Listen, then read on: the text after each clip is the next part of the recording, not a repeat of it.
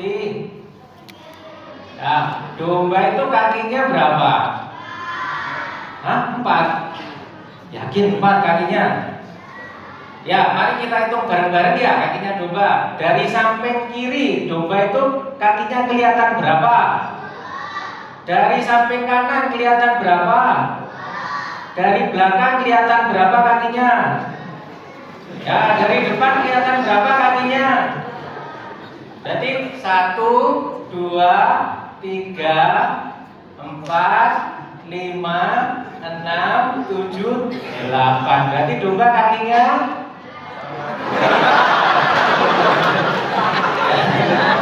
kita semua dari mana sih ini? Ya, saya tanya tentang domba itu karena ya hari ini kan kita mendengarkan Injil tentang Yesus yang ngomong berkaitan dengan domba-domba kan ya. Ya, maka saya tanya gimana kabarnya domba? Gimana kabarnya kalian? Ya, saudara-saudari yang terkasih dalam Kristus, hari ini kita merayakan hari Minggu Panggilan Sedunia yang ke-62. Hari Minggu Panggilan ini dirayakan setiap hari Minggu Paskah yang keempat. Dan tema dari hari Minggu Panggilan yang kita rayakan pada tahun ini telah disampaikan tadi oleh Romo Utus, yakni menjadi peziarah terus anugerah kehidupan itu. Dan pada hari Minggu Paskah yang keempat ini kita merayakan hari Minggu Panggilan. Hari Minggu Panggilan ini ditetapkan agar pada hari ini kita sungguh-sungguh memusatkan perhatian kita kepada Tuhan, lalu memohon agar Tuhan itu mengirimkan pekerja-pekerja untuk menggembalakan domba-dombanya dengan cara hidup sebagai romo, frater, bruder, dan suster. Dan tanggal 19 Maret yang lalu, Paus Fransiskus itu menulis pesan untuk hari panggilan sedunia ini. Dan pesan itu berjudul Peziarah Pengharapan Anugerah Kehidupan. Dalam pesannya itu, Paus Fransiskus menyampaikan di sana bahwa panggilan itu merupakan suatu anugerah yang ditaburkan di dalam hati manusia. Sehingga karena anugerah itu, maka kita semua kawanan domba Kristus ini memiliki keberanian dan kemampuan untuk meninggalkan kenyamanan hidup kita guna memulai perjalanan kehidupan yang baru yang penuh dengan kasih, dan itu terungkap melalui pelayanan dan pengorbanan hidup kita. Entah itu sebagai romo, sebagai bruder, suster, frater, dan sebagai awam yang selalu melayani gereja demi kemuliaan Allah. Jadi yang menarik di sini, Paus Fransiskus menyampaikan bahwa rahmat panggilan itu dicurahkan di dalam hati kita semua, yang membuat kita memiliki kemampuan dan kemauan untuk meninggalkan kenyamanan hidup kita, untuk meninggalkan posisi yang membuat kita selama ini nyaman dan males ngapa-ngapain. Kalau saya bayangkan itu kira-kira seperti ini ya. Namanya kan memanggil. Memanggil itu berarti kan menyebut nama seseorang supaya orang yang disebut namanya itu memperhatikan si pemanggil kan. Entah itu akhirnya datang atau tidak, atau sekedar noleh saja. Ya itu namanya kan memanggil. Diberi panggilan. Seperti misalnya seperti ini ya. Selamat pagi adik-adik. Halo Queen. Nah, ada yang namanya Queen berarti. Ya. Halo Kelly. Nah, ada yang namanya Kelly berarti. Ya. Halo Agra. Nah, ada yang namanya Agra. Sini dong, ayo sini, pergi ke rumah sini kalian 3. Nah, ini memanggil. Agra dipanggil, Kelly dipanggil, Queen dipanggil. Ya, ini. Ayo dekat sini dulu. Nah, terus setelah dipanggil itu mereka mendapat apa? Ya, mendapat jajannya Om Anton. Ya, ini. Ada 1, ya Kelly 1, dan Queen 1.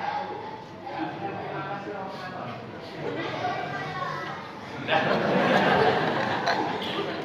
Nah, ya, kalau saya bayangkan pesannya Paus itu seperti itu. Jadi Tuhan Allah itu memanggil, lalu yang dipanggil itu datang. Dan setelah datang diberi sesuatu yang membuat dia bergembira, tenang, bahagia, kuat, dan tangguh dalam menghadapi segala kenyataan hidup yang ada di depannya. Para saudara yang terkasih, selama saya kurang lebih 7 tahun melayani, bertugas di seminari, mulai dari seminari tinggi sampai akhirnya dipindah ke seminari tahun rohani, dan mereka ini frater-frater yang kur itu yang kami dampingi, saya bersama dengan Promotrio mendampingi mereka. Nah, selama saya bertugas di seminari 7 tahun itu, saya selalu menemukan pola-pola seperti ini. Yani ketika Tuhan memanggil seseorang, dia beranjak dari kenyamanannya, kemudian mengalami suatu kegembiraan, mengalami suatu kerelaan hidup. Seperti misalnya kalau saya sebut, mereka ini ada yang namanya Hendrik. Frater Hendrik berdiri. Nah, kok berdiri kok? Ini Frater Hendrik. Ini dulu Frater ini sebelum jadi Frater dia adalah seorang arsitek. Ya, bekerja di Surabaya. Nah, agak maju Frater Hendrik. Nah, ini Frater ini seorang arsitek dan bekerja di perusahaan yang nama perusahaannya itu mungkin tidak asing di telinga kita, yakni perusahaan Ciputra Group. Nah, ini fraternya ini, ya, Frater Hendrik ini. Lalu selain Frater Hendrik ada yang namanya Frater Timothy, ya, silakan Frater Timothy maju, saxophone man kita. Nah ini Frater Timothy, ya tuh. Nah ini dia orangnya.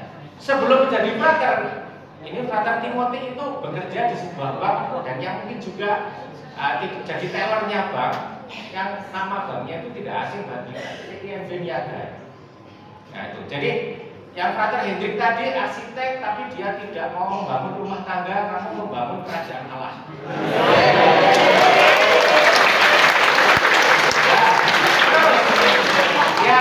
Yang Frater Timothy ini tidak lagi mau menghitung uang, tetapi menghitung kebaikan Allah yang diterima. Selain mereka itu masih ada lagi Frater Ricky, ya. Silakan Frater Petrus, ya. Nah, silakan berdiri sih. Lalu Frater Minto, ya. Mana ya. Ya, mereka ini dulu sebelum, ya, silakan maju dulu, ya.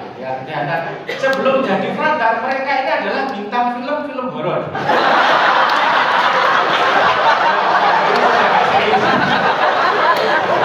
Lagi main film, ya, mereka nggak usah pakai make up. Dan syutingnya biasanya malam hari. Kalau malam hari itu biasanya mereka menunjukkan keasliannya. Nah, ini. Silakan kembali. Yang mau saya sampaikan adalah mereka memiliki masa lalu mereka masing-masing. Dalam masa lalu itu mereka mengalami kenyamanan, kemudahan hidup. Tetapi ketika rahmat Tuhan itu mereka terima, rahmat panggilan itu datang di dalam hati mereka beranjak dari kenyamanannya, pergi masuk seminari, meninggalkan segala jaminan hidupnya, masuk seminari yang tiap hari harus bangun kurang dari jam 4 pagi. Ini memang terkesan mengerikan, tetapi mereka akhirnya bisa menikmatinya. Mereka bisa bergembira, ya, meskipun kadang dengan menggigil, ngepel lantai jam 4 pagi sambil bawa selimut yang norek-norek gitu, supaya hangat.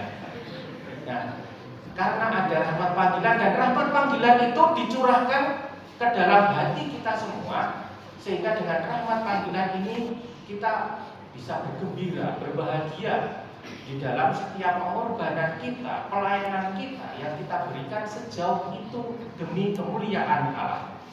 Para saudara yang terkasih, pada hari Minggu panggilan ini kita mendengarkan sabda Yesus yang menyatakan bahwa Ia memiliki kawanan domba.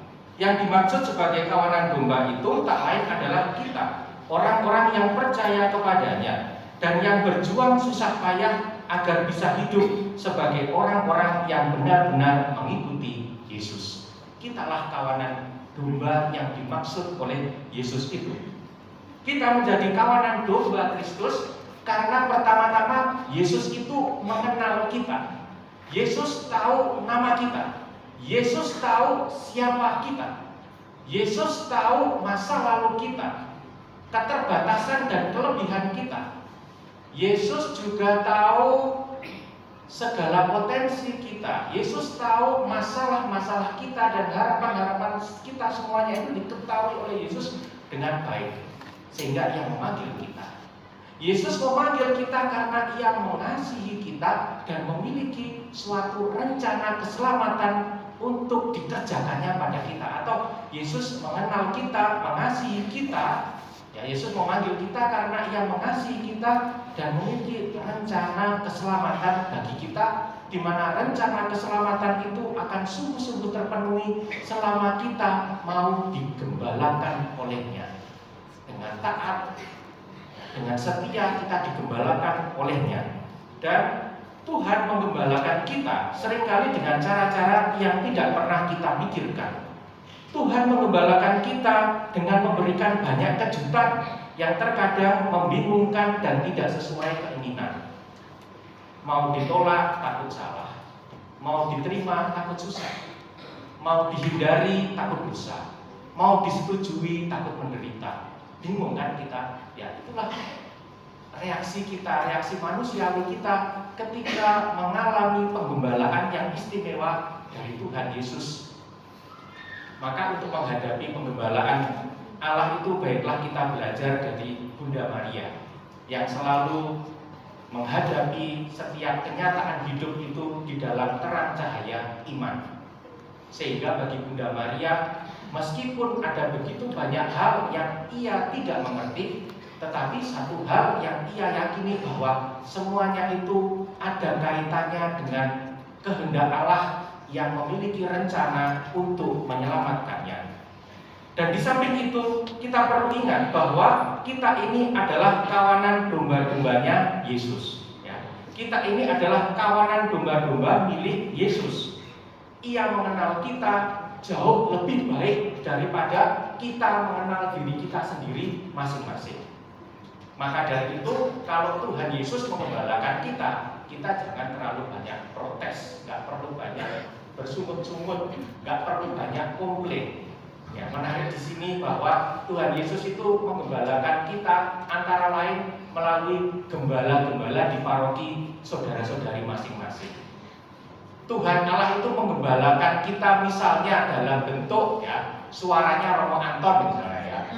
Suaranya Romo Anton yang bikin merinding, lalu bikin pengen cepat-cepat bikin cepat-cepat buat tanda salib sebanyak-banyaknya karena mendengar suara Romo Anton, lalu minta komuni. Ya. Atau Tuhan Allah itu menggembalakan kita bisa lewat tatapan matanya gembala-gembala saudara masing-masing di paroki masing-masing. Misalnya tatapan gembala, tatapan matanya Romo Apen, tatapan mata yang bikin salting, tatapan mata yang bikin melting juga. Atau tatapan mata dari Romo Apen yang bikin bertanya-tanya, hari ini harga lombok sekilo berapa? Membikin bertanya-tanya, Romo kalau mau masak air itu airnya dicuci lebih dulu atau enggak? Bingung ya? Ya itulah cara Tuhan menggembalakan kita secara istimewa. Dan apapun wujudnya, yang jelas sekali lagi kita ini adalah milik Tuhan dan digembalakan oleh Tuhan supaya menerima anugerah keselamatan. Kita ini adalah milik Tuhan, digembalakan oleh-Nya supaya menerima anugerah keselamatan.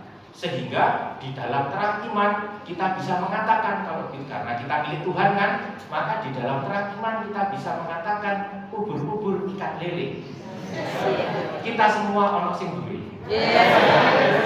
Atau ubur-ubur ikan lele. Pajokan dhewe. Ya, maka dari itu saudara-saudari, mari kita mensyukuri rahmat panggilan dari Allah yang telah mempersatukan kita dan memberikan harapan akan keselamatan berkat pengorbanan diri dari Yesus Kristus, Tuhan dan Juru Selamat kita. Kemuliaan kepada Bapa dan Putra dan Roh Kudus.